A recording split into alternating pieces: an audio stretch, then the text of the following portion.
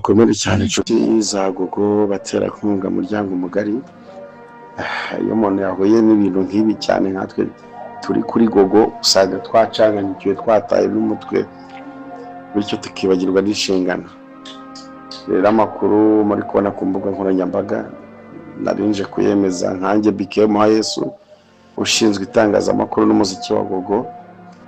Turagira ngo rwose tubamenyeshe inkuru y'akababaro ko Gogo wacu dukunda yamaze kwitaba Imana aguye hano muri Kampala Uganda. Turaza kubamenyesha gahunda zose zakurikira uko zizagenda zikurikira.